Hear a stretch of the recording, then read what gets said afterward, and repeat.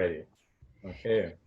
Hello, this is Sergio Marrero, and we are here at RBL1 Live with Chinedu Echeruo. He is a dreamer at Startup School of Alchemy. He's also the dreamer at the Love and Magic Company, but also going to share today about being founder and CEO of HopStop.com, which he sold to Apple. So thank you for joining us today. Thank you, Sergio. Thank you for inviting me to this live cast. Of course. So a little bit more about Chinedu. He went to the Harvard Business School. He also graduated from Syracuse University, has worked in private equity, and also a passion for helping founders take ideas, move from idea to being a viable business. So excited to hear more about your journey today. So thanks for joining us, Chinedu. Thank you. Thank you. I'm going to turn it back over because I know you're a serial entrepreneur, but I want to first talk about HopStop. Can you share more about what was HopStop? Sure. So HopStop was a company I founded quite a while ago, but what we did was give millions of people over the world transit, point-to-point transit directions from point A to point B. So if you lived in New York, it will tell you what subways to take, where to get on, where to get off, what buses to take, where to get on, and where to get off. And I started HopStop because of my own personal challenges navigating and just always getting lost. So I grew up in Nigeria, and I remember even in Nigeria, I would get lost in our own house. And it's not that we lived in mansions; it's just I've always been spatially challenged. So when I moved to New York and I encountered the subway system, it was hell to me. And it was so confusing. So out of my own personal frustrations with this problem, I decided to, okay, let me sit down and try to see if I could fix the problem. So that's how HopStop started. Great, and I know you raised you raised over $1 million, $2 million for HopStop. Can you share more about the journey to launching Sure, sure, HopStop and how did you go about raising, and if you can share a sure. little bit more? Yeah. So when I started, I used to work for a hedge fund. So I knew nothing about tech, but I knew I wanted to create something, build a business. So after I got my bonus at the hedge fund, I said, okay, I'm going to go launch HopStop. And so I really had to learn tech from the ground up because I didn't really come from that background. So I found a developer in Russia, and him and I just through emails and I think this was a Hotmail Messenger back then. Him and I just slowly started building HopStop. I sent him Excel spreadsheets of how to describe a subway system, and he wrote the algorithm to solve the problem. So just back and forth, we slowly got some traction. Then I ran out of money, literally ran out of money. So I remember I went to this conference and I had printed out lots of like one pages of what HopStop was. And a gentleman approached me and he asked me about HopStop, and I told him.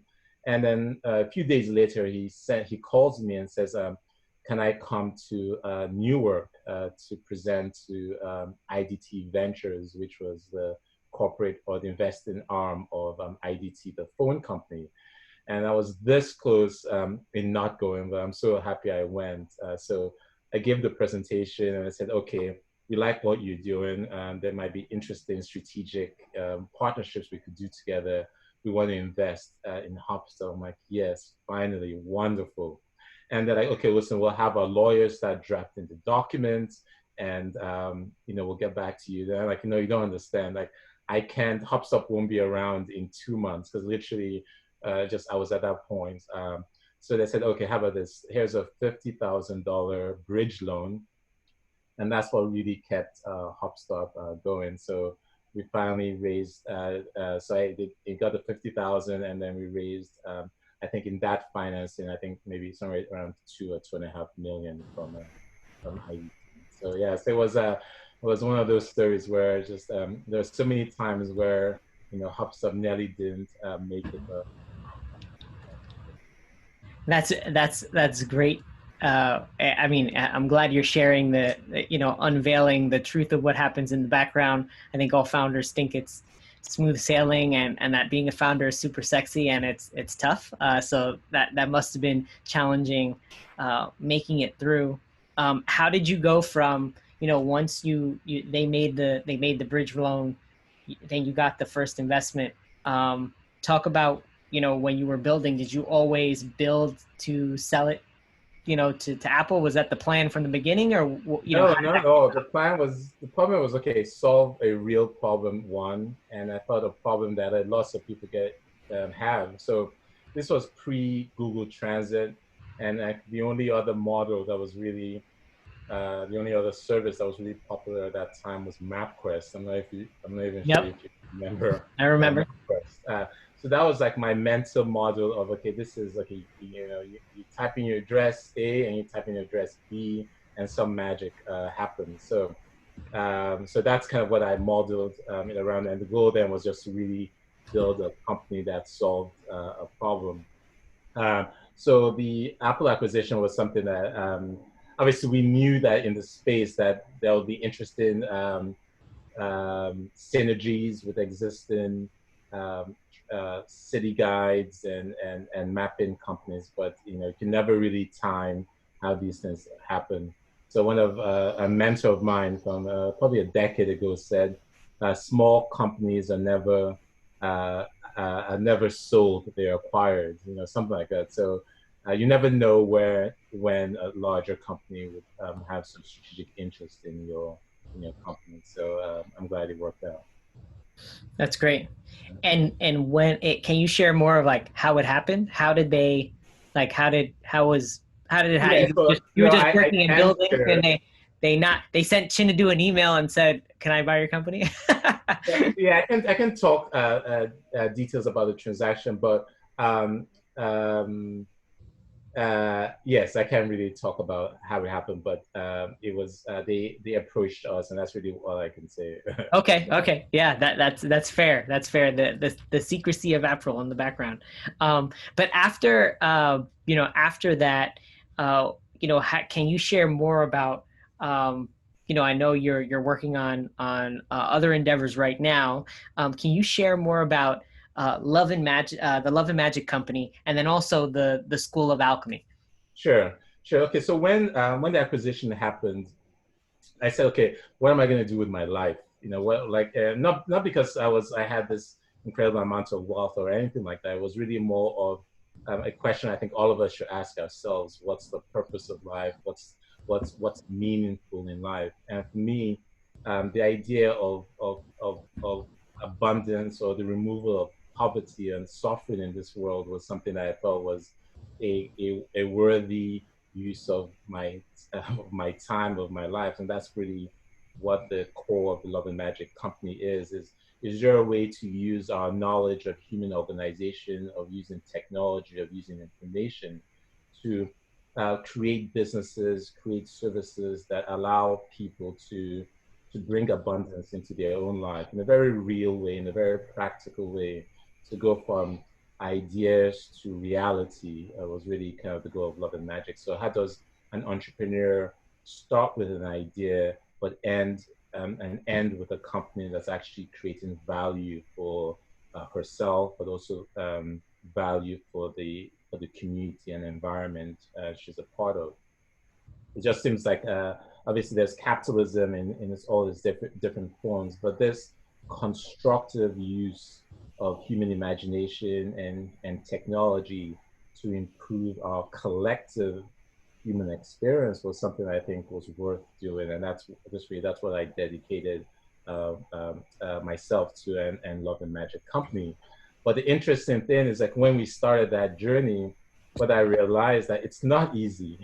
It's Entrepreneurship is one of those. It's one of the most complex processes because it requires imagination. It requires structure. It requires science. It requires effort. It requires faith and belief and so many aspects of entrepreneurship. So it's from that, the challenges of trying to build companies that really led me to say, okay, look, what's the Six Sigma process for building a startup, right? Obviously, everyone's read the Lean Startup. Right? It's a wonderful book, but if you're an early stage founder and you pick up Eric Ries's book, you don't leave with okay, here's what I'm going to do. I mean, you have a great conceptual model of what needs to happen. So what I vowed, what I challenged myself to do was really become the best in the world in how an idea turns into a system that has life, that persists over time. And that knowledge, the 3 or 4 years I've spent thinking and practicing this process is that's what I've tried to put together in the startup school of alchemy, to share that knowledge. Like if you're a scientist and you're gonna, if you're an engineer, how would you look at this process of entrepreneurship and put some rigor around the process? And that's what that's my passion, and that's what I teach in the startup school of alchemy. That's beautiful. So, can you talk a little bit about some of the projects that you've entrepreneurs that you've coached, and what do you cover in your training? Sure. Sure. The high level punchline is that science is one of those wonderful things that they teach you in school, but when you graduate, you almost forget it, right? You almost feel like this is something the biologists do or the physicists do. But what's clear to me that the process of science combined with creativity and imagination is really the recipe for success. So in my view, entrepreneurship is this mix of creativity and your imagination plus the rigor of checking to see if you're right, right? So the way, if I had to summarize the approach of the school of startup school of alchemy is use your imagination to come up with ideas, but create some structure or some rigor to check if you're correct. And if you have a process that does that repeatedly over time, you find your way to the truth. And the truth in what you're seeking is what your customers want, right? What email will have a higher conversion? What is their pain points of your customers, right? What type of what metrics would my investor care about, right? So these are all a process of discovery, right? And I think many entrepreneurs, including myself, start on this journey of entrepreneurship without truly leveraging the wonderful gifts of the scientific process to find truth. So that's really the heart of the startup school of alchemy. Um, but like in every scientific process, you need a model, right? You need a model to basically to check whether you're right or wrong.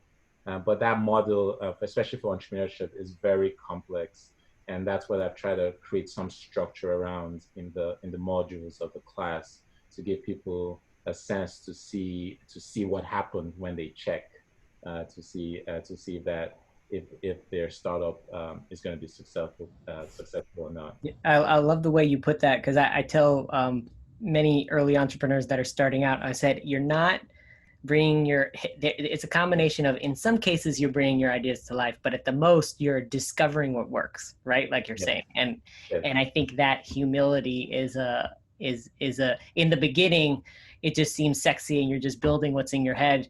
And then when you discover, you're discovering what works and what people will pay you for. That's the real sticking point. Yeah, exactly. So I always ask the question, what's the difference between an entrepreneur and a painter, right? In many ways, they're both forms of creative expression at some level. But the real difference is that when a painter paints, right, they paint and they're done. It's something that sits on the wall and people can buy it or not. The difference, what we do as entrepreneurs is the thing we're creating, the thing we're designing has to have life. It has to persist over time as a system that has life, right? So you have to have customers, you have to have flows, you have to have money flowing in and out. So we're in the business of designing life, so to speak. So that is a much harder, it's not just an act of imagination. It's just, okay, here is an app I've been thinking about. It's really more of understanding what your customers want and really drawing the path from where they are now to the points of their success, right? And repeating that process over and over again. And so that's so I love physics, right? So what I've done is try to think about what the almost like the physics of creation, and really trying to create a blueprint, a playbook to deconstruct the complexity of entrepreneurship. Yeah, so that's the kind of rigor I think we need as entrepreneurs.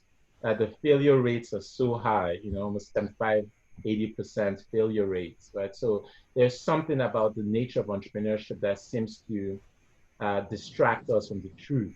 And so I think this is why I think science is so key, is that those your mental blocks and all the things you assume are true, and that you go spend 4 months to build the MVP, but nobody wants it, right? Is and the only way to really get at that heart of checking your beliefs is through the scientific process. So the entire startup school of alchemy is based on leveraging this, I think, this wonderful gift of science to find the truth. That's great. And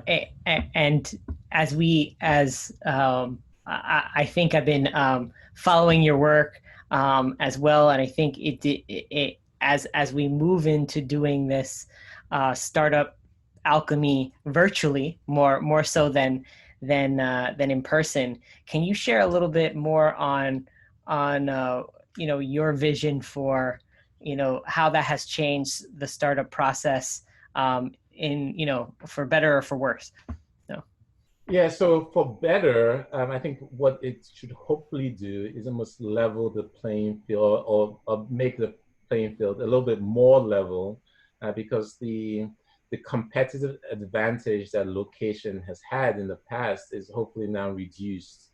So opportunity can be distributed, obviously not only within Silicon Valley and in New York City, but more generally in the United States, and hopefully more generally around the world. There's so many people of immense capacity and potential that simply because of where they live don't have access to many of these opportunities. So on the positive side, hopefully it will help distribute opportunity more widely, more evenly globally. On the downside, I think there is a magic about human connection, not just virtually, but in physical spaces. To put it in a scientific term, our feedback loops are much tighter when we work together. So I think that will create some challenges in kind of, in terms of spurring the interactions that spur the creativity that could lead to the insights we want as entrepreneurs or as a society. But I think there'll be probably in maybe 12 months or in 24 months or in and some other time that maybe there'll be entrepreneurs that will solve this problem of just a richer human interaction, even though it's virtual.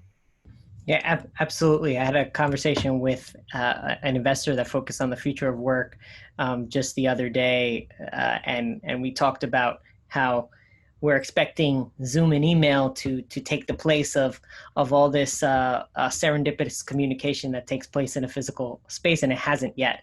And there'll be Yeah, more tools. yeah. Maybe somebody will invent a system that would engineer that serendipity. Maybe it'll send you an email and you just click, and maybe it'll be a what's that app? The roulette app. Oh, chat roulette. But for entrepreneurs and or for co-creators to come together, maybe. That's yeah. We'll see what the future of work brings. Yes.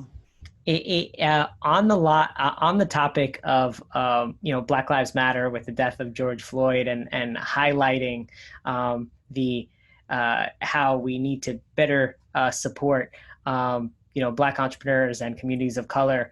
What more do you think needs to occur in the entrepreneurship space to better support founders of color and aspiring founders of color?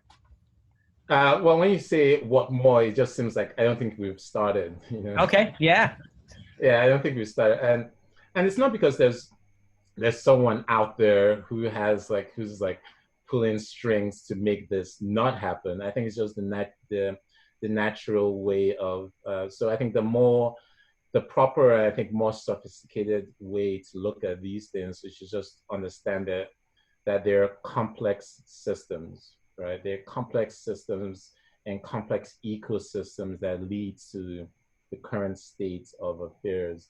And to tackle complexity at that scale, what you need is more of an ecosystem approach, more of a network model to making change. So I think that's what I would look at, and that's what I'm personally interested in looking at, is how can we use what we know about network theory, what we know about ecosystems to re-engineer this I think fundamental change in how opportunity is distributed, but also very importantly how information is shared. I've always believed that if you want to look at the reason why outcomes or welfare or wealth isn't well distributed, the best way to do that is to look at where information flows, right? Where information flows. So my approach to really um, challenging this unevenness in opportunity is to really think about how can we re-architect systems and ecosystems that distribute information in a different kind of way, to move away from the very from those tight networks that keep that information within that system, and find ways to pierce it and let it leak, so to speak, outside, and have ecosystems that can capitalize on those opportunities for everyone, and not for the people who are experts at playing this very sophisticated game. It is a sophisticated game, and there's no one attempting to, at least in my mind, uh, constructing this discrepancy. But I think it'll take a new type of thinking about what's needed to really move the needle in this issue of opportunity. And and in your mind, what can you give an example of what some of that may look like? So whether it's increasing the number, like I know right now, at least in the venture capital space, there's a movement to have more diverse fund managers, right? And then also a movement for VCs to look at their portfolios and look at the distribution of capital and write checks to underrepresented founders that they may not they may be overlooking. Yeah. What are some things that we can do to Yeah, level so the I playing think field and Yeah, I information? think again, so the whole idea of love and magic is just like think big, right? Be because there's no limits to what you can imagine, right? So why so if what I'm thinking about is for us to really vertically integrate, right, into the opportunity, into the communities that are really feel the most of this legacy, integrate into communities that don't even know much about startups, right? As opposed to focusing on the few diverse founders that's already in place.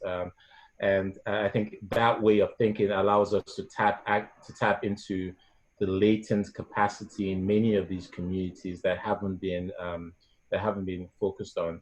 So, for example, I invested in a company called Andela, and what they do is that they go to Nigeria initially, and they look for doctors or anyone with a college degree, or maybe not a college degree, who has aptitude, and then through a series of classes and courses, they level up their skills so they can actually become developers in for large US and international companies.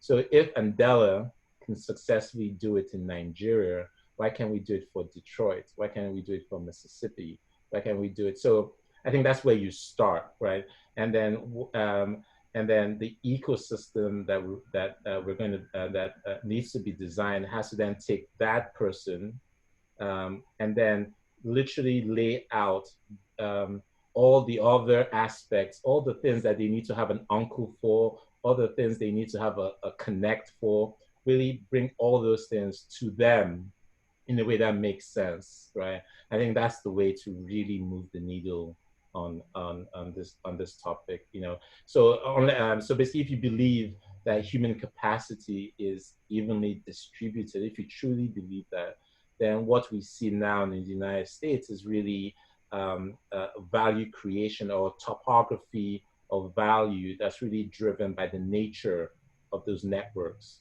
as opposed to the true value, so to speak, of people in terms of what their own creative capacities are. So that's how I would look at it. I would have a more engineering systems approach to this change. I love it, and especially in thinking about the different efforts, such as I'm very familiar with Andela, and kind of taking advantage of the discrepancy in wages, but for aspiring Nigerian technologists, it's a great way to get trained and get paid pretty well, relatively, right, to the area. Yeah, that Well, just yeah. Yeah, but that's just the beginning. I think for us to really make it, that's just the beginning of the of the probably decades of investment, and then to empower that human being, that creative human being, with the resources and the information and the network that can lead them to success. And given the nature of information networks, I don't see why that can't be a thing. You know, why we can't solve that challenge. absolutely. So I think on that note, that's a perfect note to understand. To end. So thank you for sharing with us, Chinedu, your story, reminding us that if we can do it in one place, we can do it in others, and that there's a lot more work to do. So thanks again for sharing your time with us, and for everyone watching. This was Rebel One Live. So take care, Chinedu. Thank you, Sergio. Thank you very much for having me on. I enjoyed the experience. Of course.